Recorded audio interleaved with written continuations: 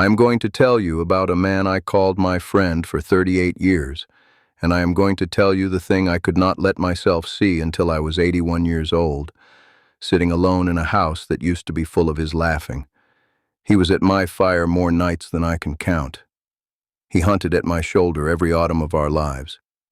He sat beside me in the same church for 40 years and called me brother, and I believed him. And in all that time, in all those 38 years, that man never once gave me a single thing back. There is a kind of person the old ones had a word for, and my grandmother tried to hand me that word before I was old enough to need it, and I did not listen. She called him the one who warms his hands and never brings the wood. Tonight I am going to teach you to see him, because I saw him nearly 40 years too late, and I do not want that for you. Now stay with me, because this is not bitterness. I laid the bitterness down long ago, for it is too heavy for the little road that is left. This is me handing you the eyes my grandmother tried to hand me, so that you do not spend your few good years feeding someone who was only ever eating. The old ones had quiet signs they watched for, and I will give them to you one at a time, and ask you to hold each one against the people at your own table tonight, not to make you afraid, to set you free. The first sign the old ones watched for is this: the false friend is only ever warm where there is something warm to stand near. My grandmother used to say, "You learn nothing about a man in the good times, because in the good times every man is your friend. When the meat is on the fire, you will never lack for company. If you want to know who a man truly is," she said, "do not watch him at the feast. Watch him at the grave. Watch who is still beside you in the cold season when there is nothing to be gotten and your only company is sorrow. Roy. I will call him Roy, because that is close enough, and because even now I will not shame the man by his true name. Roy was at every good thing I ever had, at my shoulder for every hunt where the deer came down, at my table for every fat harvest, warm as summer sun, the best loved man in the room. But the long winter my wife took sick, and the house went quiet, and there was nothing at my fire but fear. I looked up one night and understood that Roy had not crossed my door in months. There was nothing to be gotten there that year, and so, without a word, he was simply gone. So here is the first thing I want you to do, quietly, tonight. Do not think of your friend at the feast. Think of the hardest week you have ever lived, and ask yourself who was in the room. The feast will lie to you about a person. The hard week never lies. Now let me stop here for just a moment, because this is the right place, and then I will keep my word and go on. Everything my grandmother handed me about these false friends, and 20 teachings more that I could not fit into one evening by one fire, my family helped me gather into a small book, so that none of it would be lost when I am gone. I called it The Native Way. It waits in the first comment below this video and in the quiet place beneath it for anyone whose heart wants to sit with these words a while longer than one evening allows. There is no hurry, and what I am telling you here tonight is yours, freely, so stay with me. The next sign is the one that cost me the most, and I do not want you to pay what I paid. The second sign the old ones watched for is the friend who stands in the light for the thing you did in the dark. My grandfather said it plainly. A false friend, he said, is a man who is always near the good news when it is being told, and always somewhere else when the good was being done. He said, such a man does no wrong you could ever point to. He only stands where the warm light falls and lets people believe the light is coming from him. There was a family in our valley that fell on hard times one winter, a young mother and her children, the father gone into the ground too early. And I did what my grandmother would have wanted of me, quietly at night, leaving wood at their door and food on their step, and telling no one, because a gift with your own name written on it is only ever half a gift.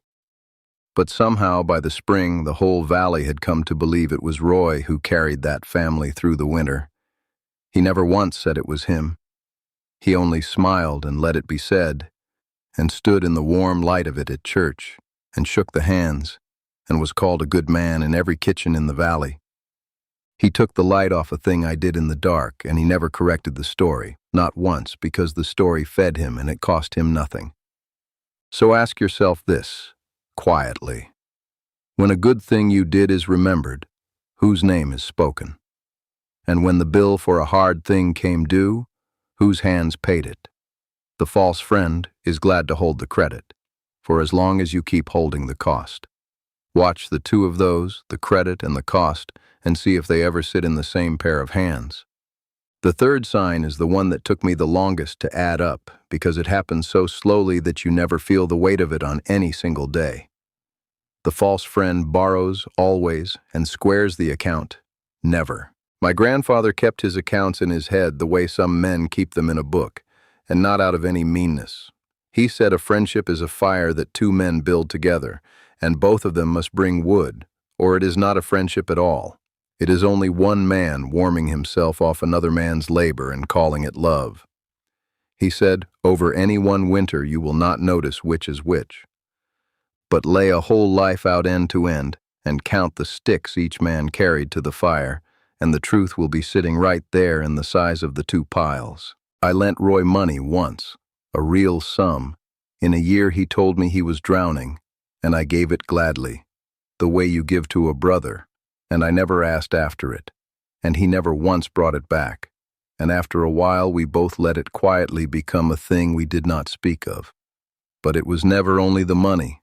Over 38 years I gave that man my truck and my back at his harvest, and my good word to every soul who ever asked me about him, and my time and my worry and the long drives in the dark, and the standing beside him at every graveside that was his to grieve. And when at last I laid the whole of it out, end to end, the way my grandfather taught me, and looked for whatever he had ever carried back across to me in all those years, I could not find one stick, not one. The pile on my side was a lifetime high. The ground on his side was bare. So do this gently for yourself. Take one friendship you are not quite sure of, and lay the whole of it out, all the years of it, end to end. Not 1 week, the whole thing. And ask, has the wood ever, even one time, come back the other way? With a true friend, the scale tips back and forth across a life, him and then you and then him, and neither one is counting. With a false friend, it only ever tips the one way, toward him. And you were told your whole life that keeping such an account at all is an ungrateful thing to do. It is not. It is only how an old person learns at last who is a friend and who is a man who found your fire already burning and sat down. And the fourth sign, the last one, and the one that finally opened my eyes at 81 years old, is the truest test there is, and no false friend can pass it. The false friend vanishes on the one day the giving would have to run the other way. For 38 years, the giving between us only ever ran in the one direction, toward him, and a river running one way looks exactly like a friendship, for as long as you never once need it to turn. But there comes a day, if you live long enough, when you are the one on the ground. For me, it was the year I turned 81. I will not lay the whole of it on you tonight, but I was as low as I have ever been in this life, alone in a way I did not know a man could be, and there was one thing I needed, only one, and it was not money, and it was not labor. I needed my friend of 38 years to come and sit with me. Only that.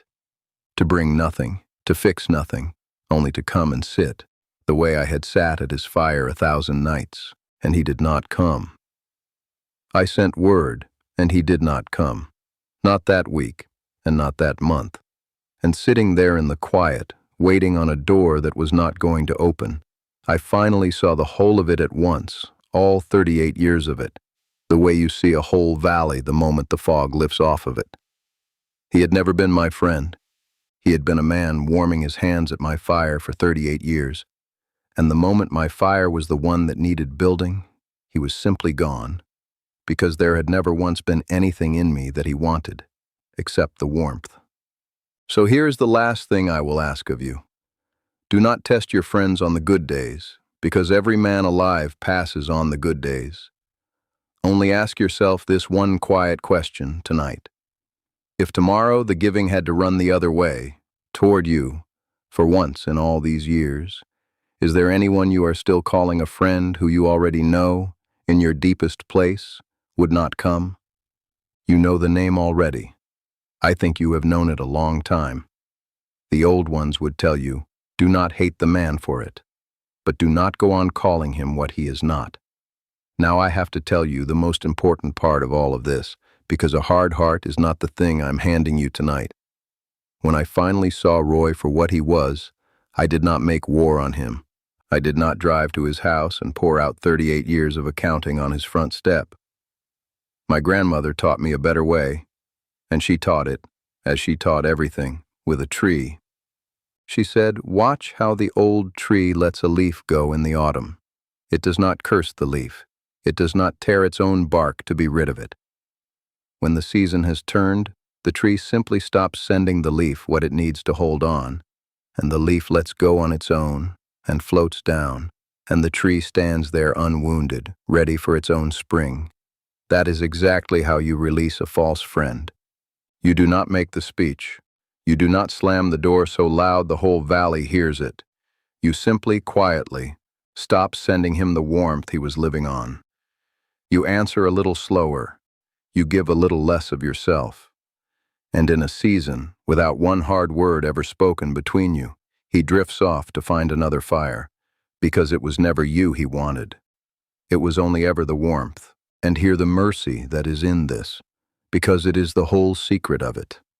The open hand lets go of the bitterness, in the very same motion that it lets go of the man. The slammed door keeps your anger locked inside the house with you for the rest of your nights. The open hand lets the anger walk out the door alongside him. I released Roy with an open hand, and I carry him no grudge in the long nights, and I wish him warm at whatever fire he has found. I only stopped lying, to him and to myself, that his fire and my fire were ever the same fire. And here's what I found when I finally turned around, and it is the thing I most want you to carry home. All those years I was pouring my one short life into Roy. Staring at that closed door, there was another man I had half forgotten. A quiet man. My neighbor. He never had much to say, and he never took a single thing. And I remembered, sitting there at 81, that it was him, not Roy, who came the night my wife died. He came with no words and a load of split wood, and he built up my fire, and he sat down, and he stayed until morning, and he asked me for nothing. He had been doing that quietly for 40 years, and I had been so busy warming a crow that I never once turned to see the true friend standing in the gray right behind him. So let me gather these up now, the way my grandmother gathered her herbs at dusk, a few stems at a time, tied together so that nothing is lost. The false friend is only warm where there is something to be warmed by. So watch who stands beside you in the cold season, and never mind the crowd at the feast. He stands in the light for the good you did in the dark, and leaves the cost of it in your hands. He borrows across a whole life and never once carries a single stick back. And on the one day the giving would finally have to run toward you, he is simply, quietly gone. See these 4 signs, and when at last you see them plain, let the man go the way the tree lets the leaf go, with an open hand and no war in it, and then turn around and keep the quiet one who was standing in the gray the whole time. I am an old man now. I have sat at a great many fires in this life, and I gave 38 years of mine to a man who was only ever warming his hands, and I want to tell you the honest truth of it, so that you do not do the thing I did. The years I lost were not lost to Roy. Roy was only ever being what he was, the way a crow is only being a crow. The years I lost to my own hope, waiting at a door that was never going to open, while the whole time the true friend stood behind me with an armload of wood, waiting to be turned toward. Do not spend one more autumn feeding someone who was only ever eating. You do not have the autumns to spare. See the snake, and name him quietly, only to yourself, and let him go without any hatred. And then turn around. The ones who truly love you have been standing in the gray behind you this whole time, and they are so very tired of being unseen. I gathered all of this and 20 teachings more into that small book my family helped me make, The Native Way. It waits in the first comment and in the quiet place below this video. There's no hurry in it. Take one teaching and read it slow, and sit with it overnight, and let it do its quiet work in you, the way the old ones let everything do its slow and certain work. And before you go, do this one thing for me. Do not name your snake. Never name him out loud to the whole world, for that is only the slammed door, and it wounds no one but you. Name instead the quiet one, the one who came in the gray, the neighbor, the friend, the one who brought the wood and asked for nothing across all the years. Say that person's name down in the comments so that it is spoken out loud once tonight and they are seen at last. And then stay close and sit with us again by this fire, because you are part of the people who remember. And the people who remember are never truly alone.